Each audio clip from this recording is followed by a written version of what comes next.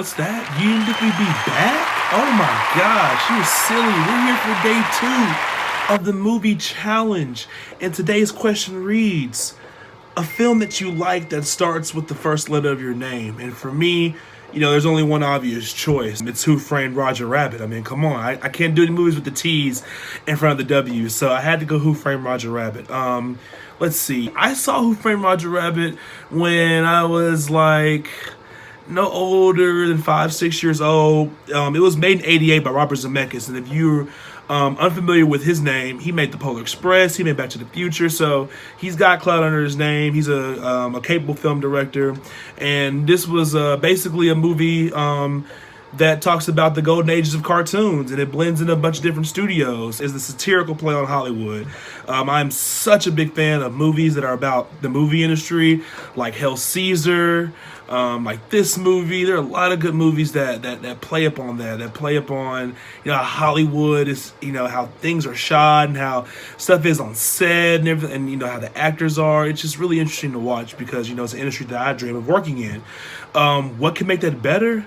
On top of that, it's a mystery. So it's a mystery that takes place, in old school Hollywood, and it happens to do with cartoons. So it's the cartoon take on, satirical Hollywood kind of setting with a mystery. So for me, I was already in just off that premise alone. This movie follows a private investigator who had his brother killed by a cartoon, but now has to help a cartoon prove that he was framed in a case that killed a big-time cartoon maker, Acme. I forgot his first name, but Acme, I'm sure you've seen it in all the cartoons and the Looney Tunes and whatnot.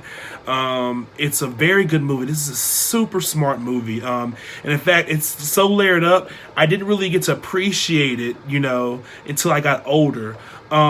So cool to see that the studios, put all their BS aside to have, stuff like Daffy Duck and Donald Duck be on the same stage, and Bugs Bunny and Mickey Mouse saying the same screen, share the same screen, in the efforts to bring a good movie, to bring a good product out.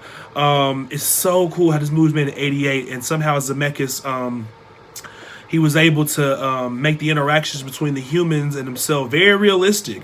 And it looks so real. And it still looks real today. It should be marveled at. It should be respected. I don't want to spoil too much of the movie. The same guy who plays Dr. Emmett Brown in Back to the Future, because Zemeckis made Back to the Future, plays Judge Doom. And hilarious performance by Roger Rabbit himself. It was very engaging for a child's film. In fact, you really could say it's not a child's film. It's more of an adult film. There's a lot of cussing, ass slapping, cigarette smoking, stuff like that going on. And yeah, why was this playing when we were kids? What's up with that? Like, Disney Channel played that. Like, I had this movie on Disney Plus right now, so I don't know what's going on with it. But yeah, that'd be my day 2 movie, Who Framed Roger Rabbit. I don't want to spoil too much. I can only pretty much just say that it's a really good mystery, and that if you're in for a good laugh and you want to see a bunch of your favorite characters interact on the same screen, because these days you don't get that. There's there are a bunch of different studios that own everybody's rights, and everybody's everybody has to pay something to have somebody play with them. Like even Marvel going to Disney, sorry, not Marvel going to Disney, but Spider-Man going to Disney and playing with the Avengers. That costs money. That deals have to go in place. Like, talks go on forever. You know what I mean? If y'all remember this summer, there's a whole debacle where they thought the Spider-Man film wouldn't happen because Sony didn't want to renegotiate the deal. Yada yada. So it can get crazy. So it's cool to see, for once, I guess it's because it was in the beginning, all the studios, put their BS aside and let all these characters interact, for the betterment of a really good story. So I encourage you guys to go watch it. That is day 2 of the movie challenge, Who Framed Roger Rabbit. Make sure to give me a like down below and a comment, and subscribe to this channel if you liked what you saw. And let me know what's a film that you like to start with the letter of your name. All right, I'll see you guys later on.